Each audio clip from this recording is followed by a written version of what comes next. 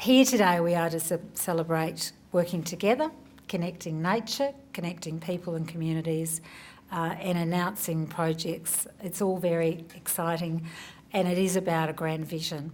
I'm delighted to be part of that. I know that as the New South Wales Government representative here today, and you know, as I say, I pinch myself every day that I am in this space and have this opportunity. And it is a great opportunity, and it's a thing that keeps me going, because I tell you what, you get up in the morning as the Environment Minister at 5 o'clock and look at the media and hear what might be coming your way. You've got to have the good things to balance it out, and this is it. This is one of the really great things. The first winner is Kosciuszko to Coast, and $50,000 has gone to their project, Landscape Links for Small Bush Birds. And I'd ask Rainer Raywinkle, the K2C Chair, and Lauren Van Dyke, the K2C Facilitator, to come forward.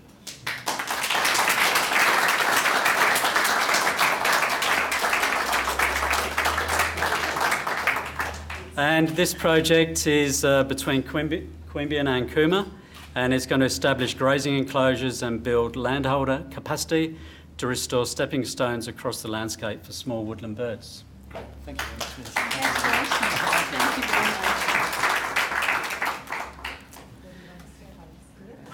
The next winner is the Community Environment Network, and $45,000 has been allocated to their project, Building Land for Wildlife in the Great Eastern Ranges.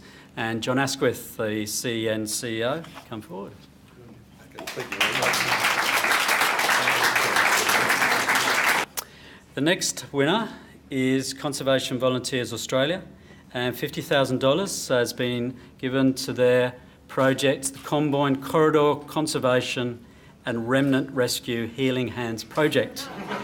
Whew, I knew this was going to be difficult, and I'd invite Michael Bilby, CVA New South Wales State Manager, Leonie Winner, CVA Northern New South Wales Regional Manager, and Matthew Bailey, who's come down from the Combine near Port Macquarie to be here today. So, congratulations.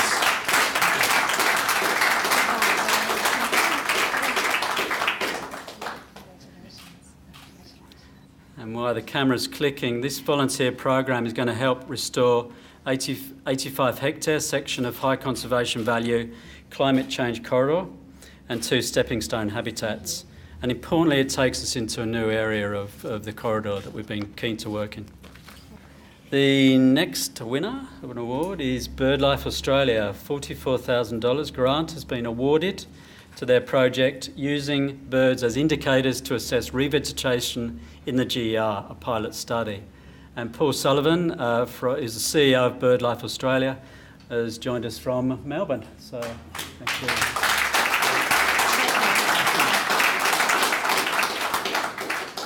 What's exciting about this project is it's going to do critical monitoring work, but it's also going to be doing it in the Kapiti Valley, which was where we invested and did work with conservation volunteers in the first round. The next winner goes to the GER Biodiversity Alliance, which will be delivered through Wetland Care Australia. It's $50,000 been awarded, and I'd invite Gary Fry, the co-CEO of Ausgreen, to come forward.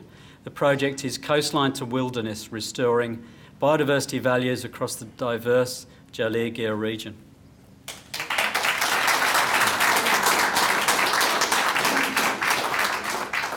The next award goes to the National Parks Association of New South Wales, $50,000, for the effects of pest species on the presence of small mammal populations on private land. And Kevin Evans, the CEO of National Parks Association, and Dr. Gronya Cleary, wildlife ecologist at NPA, if you'd like to come forward.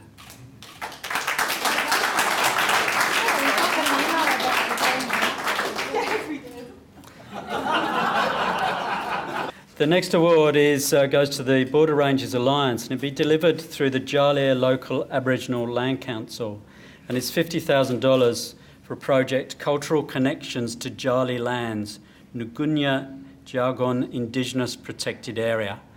And I'd like Jane Baldwin, the facilitator of our Border Ranges Alliance, to come forward to accept it on behalf of Jelly. And the last award, I mentioned the BioBlitz before, and the award goes to Slopes to Summit, $50,000, connecting the old and the new. And Sam Niedra, who's the facilitator of Slopes to Summit, to come forward.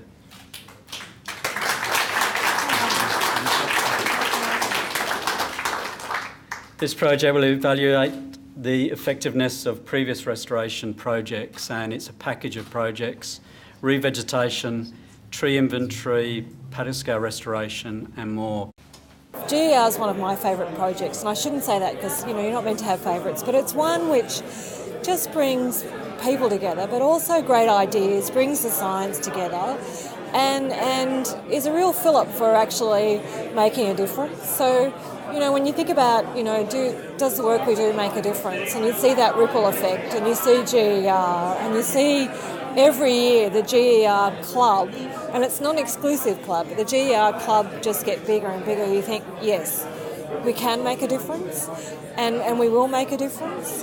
And when you see those landscapes and the restoration of the landscapes, and you see people who might not have really been that keen in the past, but beginning to really want to repair landscapes, it just makes you feel fantastic. Forests Alive was the first company in the world to actually develop carbon projects with landowners who were interested in doing something different with their forests. So in Tasmania, there's a group of about 13 landowners who decided to stop logging their properties and look at a carbon alternative. And they happen to be in a region of Tasmania that's highly biodiverse.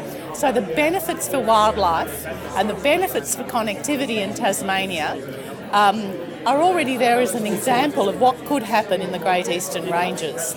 And I'm not sure if you're aware, but northern New South Wales and southern Queensland are two of the biggest areas of private logging in Australia. And so it's possible actually for landowners to earn more from protecting their forests, from avoiding emissions associated that arise when you log a forest, than it is from logging them. And that story really hasn't been built into the Great Eastern Ranges yet. So there's an opportunity to deliver really good biodiversity benefits and strong carbon outcomes. And in fact, the forests of the Great Eastern Ranges have the most carbon of any forests in Australia. Well, this is the first time I've had any opportunity to really learn about, other than just hear vaguely. So I think it's a really great initiative and some pretty exciting stuff going on. So I work for Greening Australia, and having that input, I think, into broader communities, and I work directly with Aboriginal communities, so having that input through the assistance of Great Eastern Ranges, I think for me there's two parts to it. It's environmental, but it also relates back to dreaming and the creation. Because the Great Eastern Range is very significant culturally. So the connections in the landscape for Indigenous communities aren't just the environmental connections, but the cultural connections. And through that and sharing knowledge, I think that it's very powerful. The fantastic thing about Great Eastern Ranges is the diversity of groups that are involved, whether it's national groups, whether it's a local group, whether it's an Indigenous group or private landowners, farmers, the like. It really is diverse, and so are the projects.